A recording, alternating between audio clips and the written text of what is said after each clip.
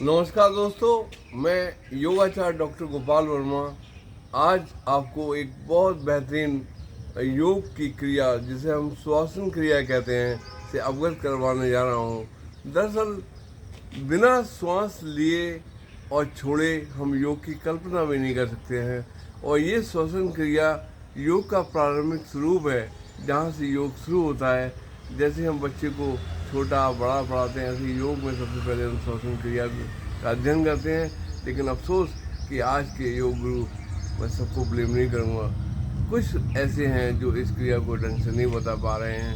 हमारे साथ आज senior motivational speaker Shri R.K. Sinha ji हैं जो इस विषय पे विस्तार से बात करेंगे और साथ ही आपको इसके फायदे भी बताएंगे और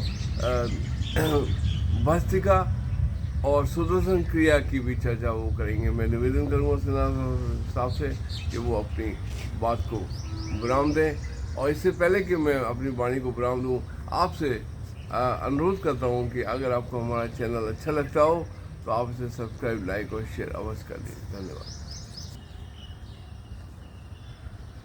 आप सभी का पूरा स्वागत करते हुए मैं अपार हर्ष प्रकट कर रहा हूँ। धन्यवाद वर्मा साहब, आपने मुझे एक और मौका दिया आप लोगों से जुड़ने का। आप लोग आए, हमारा सौभाग्य है। आज डेट में हम लोग श्वसन क्रिया पर बात करने जा रहे हैं। जैसा वर्मा साहब ने बोला, श्वसन क्रिया हमारे लिए एक ऐसी क्रिया है जो जब तक चल रही है तब तक जीवन है। श्वास बंद, सब कुछ खत्म। बचपन में जब माँ के पेट उदर से बाहर आते हैं तो श्वसन क्रिया प्रारंभ होती है। माँ के उदर में रहते हुए श्वसन क्रिया माँ के ही सहारे चलती है। लेकिन वहाँ जब बाहर आते हैं तो श्वसन क्रिया प्राकृतिक रूप से चलती है और बहुत सुंदर ढंग से चलती है, जिसमें श्वास लेते हैं तो पूरा एब्डोमन तक फैलता है, छाती फैलती है और ऊपर लोब, मिडल लोब और लोअर लोब, तीनों लोब लंग्स के पूरे भरते हैं। लेकिन अपने पता नहीं किस वे में बिजी हो जाते हैं हम कि जो स्वाभाविक प्राकृतिक क्रिया है उसको भूल जाते हैं और सैलो ब्रीदिंग में आ जाते हैं। और ये सैलो ब्रीदिंग ही सारे रोग, सारी समस्याओं का जड़ है। ये शरीर अगर प्राकृतिक रूप में रखें तो प्रकृति का इतना बड़ा देन है कि हमारा शरीर निरोग रहेगा। सो बातों में ज़्यादा समय न गंवाते हुए आइए आज इस स्पिरिचुअल मोटिवेशनल टिप्स पर आज हम लोग आगे की ओर एक पायदान बढ़ावें। और आप लोगों से गुजारिश है कि इसको ज़रूर सब्सक्राइब करें और अपना सुझाव दें ताकि आने वाले वीडियो में हम कुछ और भी अच्छा करें। चलिए, श्वसन क्रिया जो है, ये जो है नाक से, नासिका से श्वास जाती है, लंग्स में जाता है। लंग्स में बहुत सी ब्रांचेज के नीचे छोटे छोटे एल्बुलाई होते हैं जो बैलून बबल टाइप के दिखाई देते हैं।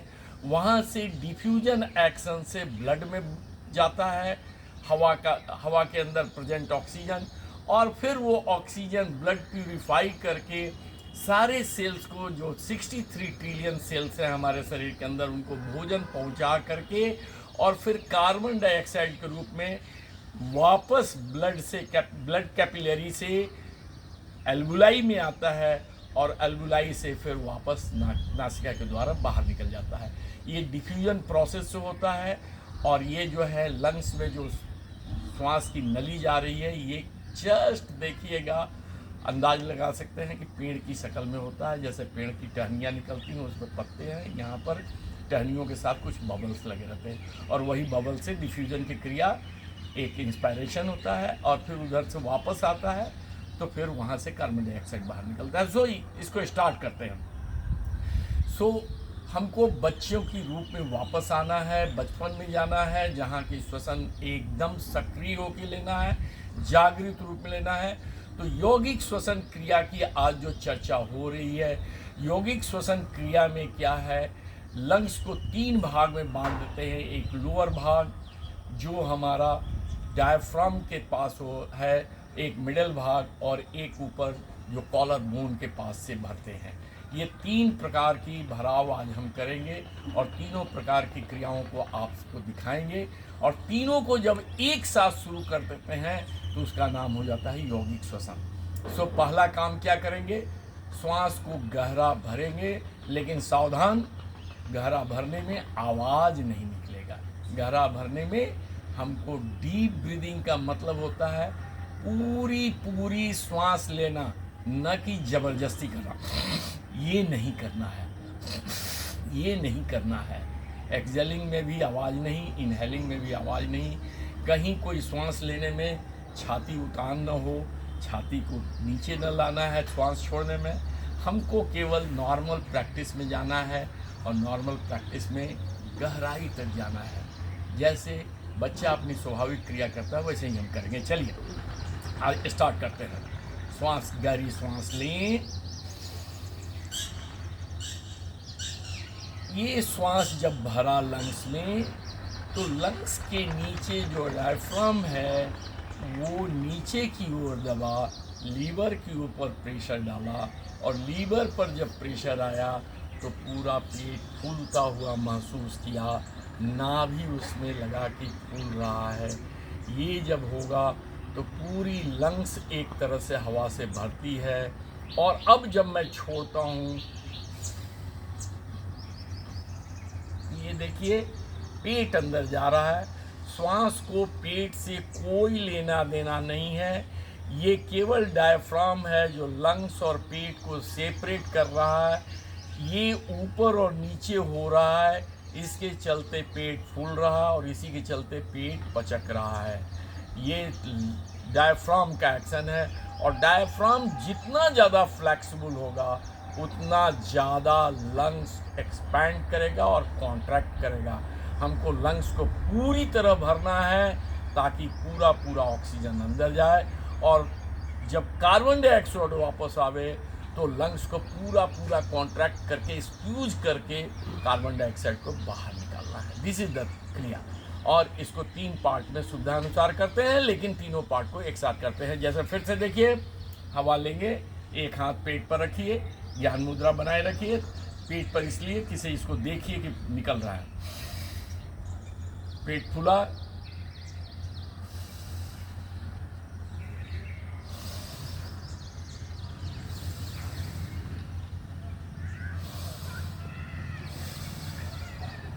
ये हो गया। इसको बेली ब्रीदिंग करते हैं, एब्डोमिनल ब्रीदिंग करते हैं, लेकिन श्वास को पेट से कोई लेना देना नहीं है। ये जस्ट एक डिमॉन्स्ट्रेशन है कि श्वास को गहरा लेना है। दूसरा होता है मिडिल लोब के पास। तो मिडिल लोब में जो श्वास भरने का है, तो उसमें छाती हॉरिजॉन्टल एक्सपेंड करेगा, हॉरिजॉन्टली बहेगा, और फिर कॉन्ट्रैक्ट करेगा तो पूरा चिपकेगा। फिर होता है, जैसे देख लीजिए इसको मिडिल ब्रीदिंग में,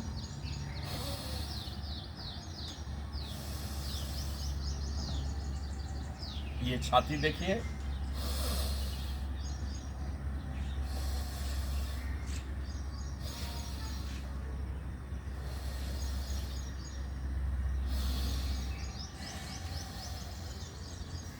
फिर अपर लोब।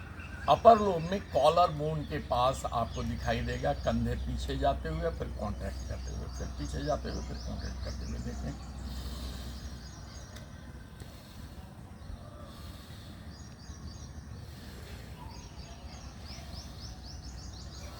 इसमें आपने ख्याल किया होगा कि जब एब्डोमिनल ब्रीदिंग कर रहे थे तो छाती एक्सपैंड नहीं कर रहा था, लोअर पोर्शन एक्सपैंड कर रहा था। जब मिडिल में कर रहे थे तो छाती एक्सपैंड कर रहा था, अपर नहीं कर रहा था, लोअर नहीं कर रहा था। जब अपर लोब में ले रहे हैं तो अपर कर रहा है। इन तीनों को सिंक्रोनाइज करते हुए एक साथ लेना है। इसको कहते हैं यौगिक क्रिया। जैसे देखें,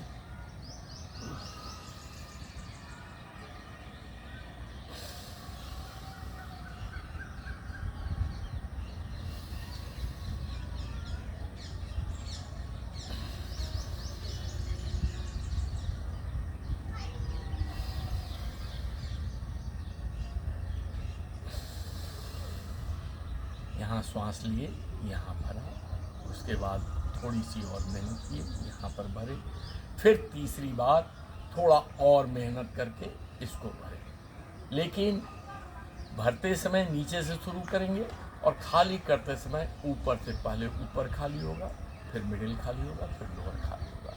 और और तीनों को जब एक साथ लेते हैं तो नीचे श्वास भरे, उसको ऊपर की ओर लाए और उसको और ऊपर ला करके कंधे फैला करके ऊपर लाते हुए फिर छोड़ दिए। तीनों को एक साथ करने की प्रैक्टिस, यही योग का शुरुआत है। चलिए, बीच में लाए, ऊपर ले गए,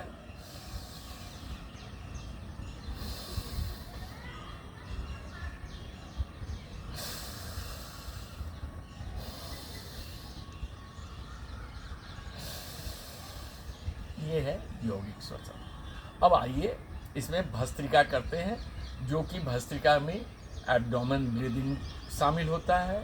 उसके बाद हम करेंगे चेस्ट ब्रीदिंग, जो कि मिडिल चेस्ट को एक्सपैंड करेगा। और उसके बाद सुदर्शन क्रिया में, हालांकि सुदर्शन क्रिया में ये तीनों क्रियाएं शामिल हैं, लेकिन तीनों को अलग करते हुए, डिस्टिंग्विश करते हुए अपर पोर्शन का जो श्वास है वो सुदर्शन क्रिया में दिखाएंगे। सो शुरू करते हैं भस्त्रिका से। पहले शुरू करते हैं एब्डोमेन से। पूरा श्वास भरेंगे अंदर और गहरी श्वास लेते हुए गहरी सांस छोड़ेंगे। एक गहरी श्वास अंदर, फिर गहराई से छोड़े, पीठ अंदर जाएगा।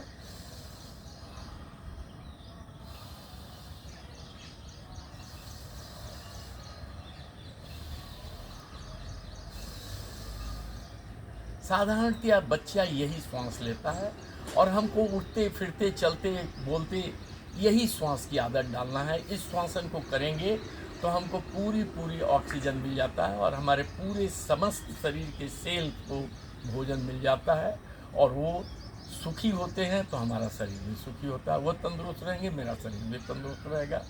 सो हम लोग जो है इस शरीर के मालिक नहीं है, मैनेजर हैं। दिस शरीर is being shared by so many tiny particles. उनको भी भोजन देना हमारी ही ड्यूटी है और वो श्वास से ही भोजन देते हैं। सो ये श्वसन करेंगे कम से कम 20 से 25 बार, डीप इनहेलेशन और डीप एक्सहेलेशन।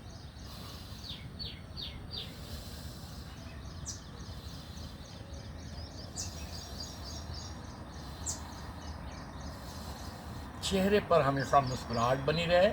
मैं 3 बार में ही ख़त्म करता हूँ, क्योंकि ये समय बहुत ज़्यादा ले लेगा, वीडियो लंबा हो जाएगा। अब आ जाइए मिडिल एक्सपेंशन पर। ये जो है यही भस्त्रिका का रूप होता है।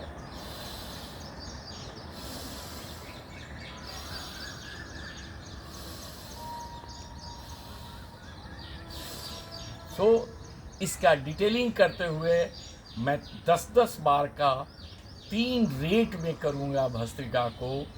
10 बार स्लो गति से, फिर मध्यम गति से 10 बार और फिर 10 बार फास्ट गति से।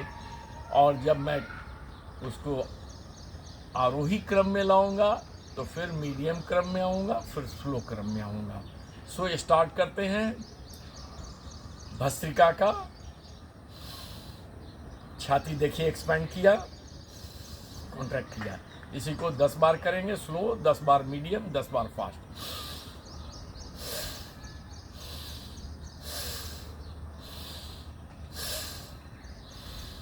कंधे नहीं हिलेंगे, गर्दन नहीं हिलेगी, केवल एक्सपेंशन से थोड़ा सा बाँह जरूर आगे पीछे होगा।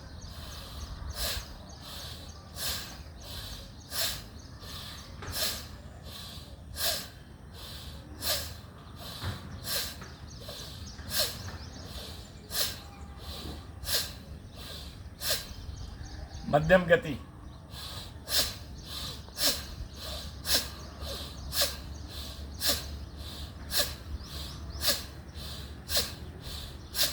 Fast,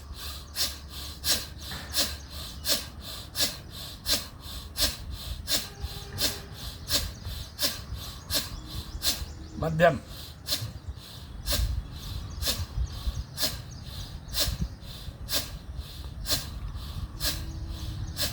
slow.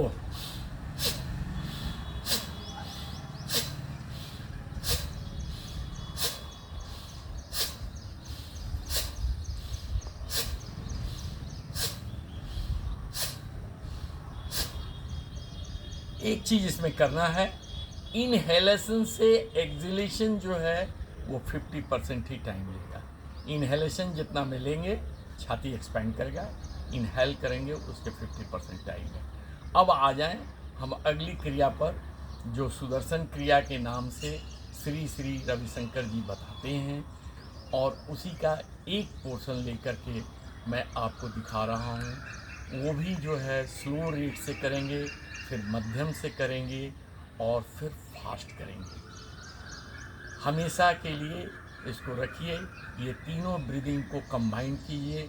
एक डीप ब्रीदिंग लीजिए जिसमें एब्डोमेन बाहर हो, दूसरा भस्त्रिका का काम करें जहाँ पर कि छाती एक्सपैंड करे, और तीसरा जो है ऊपरी लोब में भरने के लिए सुदर्शन क्रिया का सहारा ले लें। इसमें बहुत आसानी से आपका अपर लोब भरेगा, पेट का इसमें कोई काम नहीं है, छाती ओरिएंटली नहीं एक्सपेंड करेगा, केवल अपर लोब भरेगा। इसके लिए ये दोनों हाथ में मुट्ठी इस तरह से बना लें, अंगूठा को बाहर रखें। इससे क्या होगा, एक और फ़ायदा होगा कि उंगलियों से आपकी हथेलियाँ जब दबेंगी तो आपका एक्यूप्रेशर का भी फ़ायदा होगा।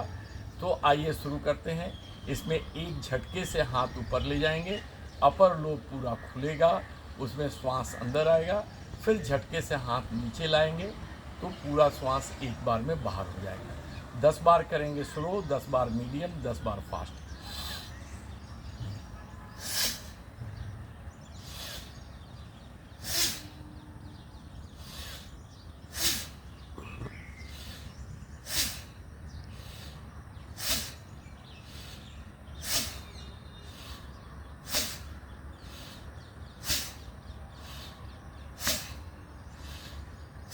मीडियम,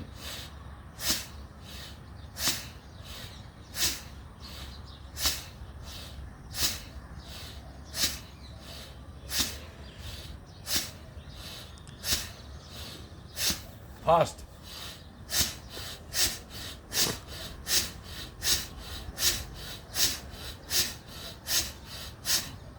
मीडियम,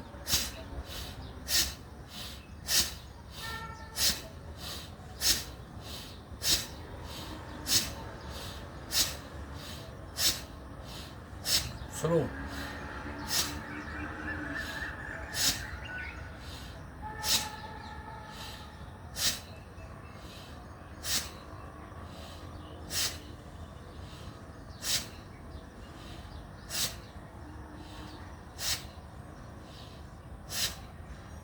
ये हुआ आज की क्रिया। लेकिन मैं फिर से एक बार आपसे रिक्वेस्ट करना चाहूँगा कि यौगिक श्वसन को पहले अभ्यास करें, उसके बाद भस्त्रिका और इसमें सुदर्शन का अभ्यास शुरू करें। लेकिन आप डीप ब्रीदिंग जो है वो हमेशा लेते रहें, चलते उठते फिरते घूमते। ये एक आदत में शामिल कर लें जो आपके अनकॉन्शियस ब्रेन में चला जाए। और सिंपल मैं फिर से एक बार डीप ब्रीदिंग के लिए कहूँगा, श्वास लें, गहरी श्वास लें, पेट फूले और गहरी श्वास छोड़ें।